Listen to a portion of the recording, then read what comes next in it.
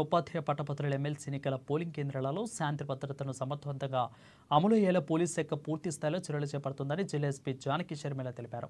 జిల్లాలో ఎమ్మెల్సీ ఎన్నికల నిర్వహణ కోసం ఏర్పాటు చేసిన పోలింగ్ కేంద్రాల వద్ద భద్రతా పరంగా చేయవలసిన ఏర్పాట్లపై అధికారులకు పలు సూచనలు చేశారు. ఈ సందర్భంగా ఆమె మాట్లాడుతూ ప్రజాస్వామ్య వ్యవస్థను బలపరిచే ఎన్నికల ప్రక్రియను సమర్థవంతంగా నిర్వహించేందుకు పోలింగ్ కేంద్రాల్లో ఓటింగ్ ప్రక్రియ స్వేచ్ఛగా, పారదర్శకంగా, శాంతియుత వాతావరణంలో సాగేందుకు పటిష్ట చర్యలు తీసుకోవాలని అన్నారు.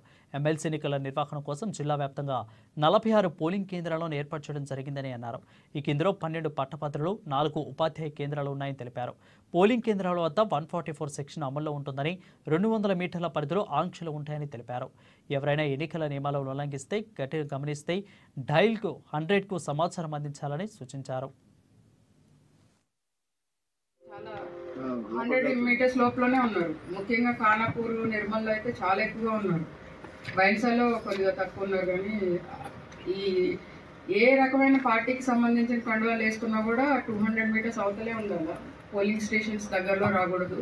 అండ్ కొంచెం దగ్గరుండి చూడండి, గుంపులుగా అక్కడే ఉండి వాళ్ళని ఓటర్స్ని మ్యానిపులేట్ చేయడము ఇవన్నీ కూడా చేస్తూ ఉంటారు. సో ఇందులో చాలా తక్కువ మంది ఓటర్స్ కాబట్టి వాళ్ళకి తెలుసు ఎవరు ఉన్నారు, ఏ టైంలో వస్తారు, వాళ్ళే తీసుకొస్తూ ఉంటారు. ఇట్లాంటి ఏం జరగకుండా ఫ్రీ అండ్ ఫెయిర్ ఎలక్షన్స్ జరిగేలాగా చూడవలసిన బాధ్యత మనది.